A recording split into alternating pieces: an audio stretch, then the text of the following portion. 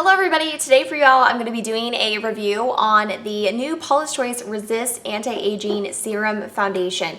I hauled this in my last beauty haul and I got a lot of questions from you guys asking me about this, and I did mention in the haul that I was going to do a review, which a lot of you seemed interested in. So today that is what I'm going to be doing. I'm going to be walking you through this product, sort of the pros and cons and how I feel about it. So I've been trying this foundation out for about 2 weeks now. I've tried it with a variety of different application methods, different kind of steps added in, just to see really what works best for me. And so I'll go through that. I'll talk about who I think this works well for, and just to give you guys my 100% honest opinion. You guys know I love Paula's Choice for like their skincare products. Their makeup products can be a little bit hit or miss, which is why I really wanted to give this like a full testing before I came on here and talked about it, because her makeup just isn't always the best. Her skincare I think is absolutely superb. I think it's amazing, and you guys have heard me talk about it so many times. I do want to mention that I did pay for this with my own money. I am in no way sponsored or at all affiliated with Paula's Choice. You guys notice that in my description boxes I do have a refer a friend link, which anybody can get, that gives you guys $10 off your purchase of 15 or more. I do get a little bit of credit to use on the website when you guys use that link, but it's not at all an affiliation with Paula's Choice. It's just a refer a friend link that even you guys can use if you use her products and really like them. You can share it on all your social media. But it's not at all an affiliation with Paula's Choice. It's just, again, a refer a friend link that anybody can use. But moving on from that, let's talk about the actual product. You'll notice that I have two here, and that is because when I purchased it the first time, the shade is just a little bit too dark for me. And while it still was manageable, I thought, you know what, if I really want to get my best use out of this, especially right now, as you know, I'm pale as can be and I'm definitely not going to be getting a tan anytime soon, I should pick up the shade below it. So the two shades that I have are level 1 and level 2. Level 2 is the one I originally purchased. She does have a pretty wide range. However, the thing that does bother me about this is that she does not have a lot of super deep dark shades. She does have like a shade or two that kind of go into the medium dark, you know, skin tones. But if you do have a truly dark, rich skin tone, she just doesn't have the shades for that yet. I could see her definitely expanding this in the future. I know sometimes with brands, the first initial launch is just a small selection and then they grow and expand upon it. However, I understand that it is super frustrating when you can't find your shade, and so I do think that that is a problem, and I wish that she would work on that. And I feel this way with every brand. You know, if you're gonna do a launch, I think you need to encompass all the different skin tones, not just, you know, white people. This product retails for $35. And it claims to be a lightweight serum foundation with antioxidants and ceramides that are going to help to benefit the skin. They're going to smooth over wrinkles and are going to give the skin a soft, focused, matte finish. I'm just going to cut to the demo real quick and sort of talk over it so you guys can see here as I apply this. I use the tiniest amount. I literally use probably about a pea size from each color, and then I mix that together and just dot it all over my face. In today's demo, I'm using a brush to apply it. This is the e.l.f. Ultimate Blending Brush, and I just use that to sort of stipple all over and blend the foundation out. When I do my skin, I typically like a light medium coverage of which I can go over any blemishes and conceal further. That way it doesn't feel heavy or like too much on my skin, and I'm not getting full coverage everywhere, because in some areas I just don't want it or need it. And so you will see here that with just this tiny amount, I do get a really nice light medium coverage, but this foundation is definitely buildable. If you want more coverage, just use more product. You can actually use a full pump instead of the little pea size amounts like I do, and you're gonna get more coverage. You can apply a little bit at once and then go in and build it and layer it, and that's going to give you the more fuller coverage.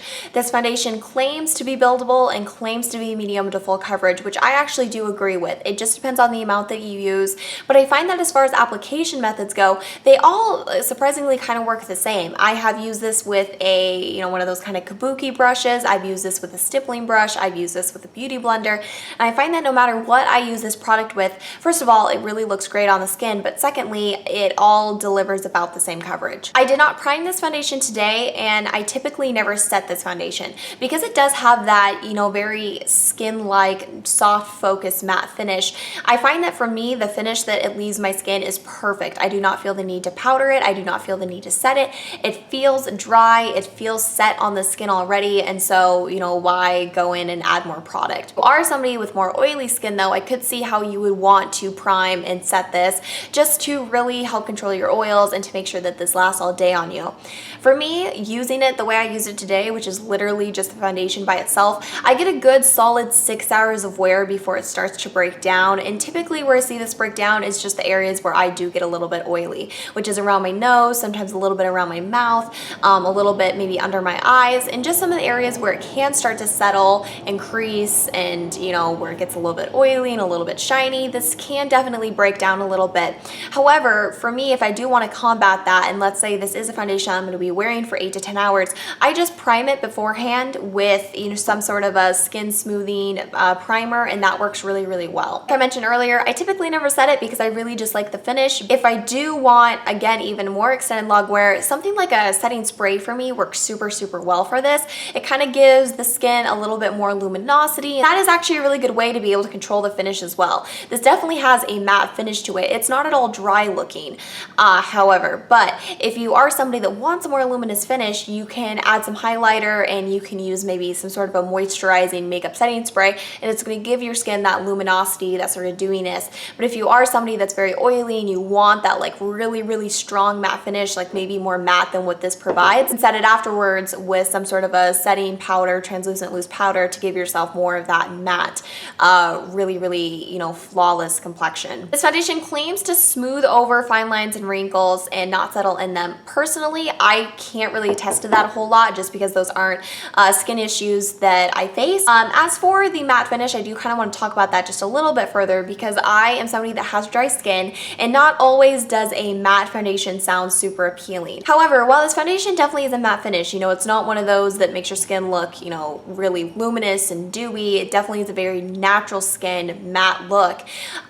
For somebody like me, who does still have dry skin, this has enough moisturizing properties to it still where it doesn't look dry and flaky or gross on my skin, and I really, really like that because not always do I want a super luminous foundation. I'm actually somebody that prefers a more matte finish, and for a drier skin type, that can be super hard to find because a lot of matte foundations are geared towards oily skin. However, Paula's Choice claims that this works for all skin types, and I think that as somebody, again, that has dry skin, I think that this works super well. Definitely on some spots, like recently I've been kind of struggling with a little bit of random breakouts, and due to the different acne treatments I've been doing on those, they have started to dry up a little bit and develop some dry patches.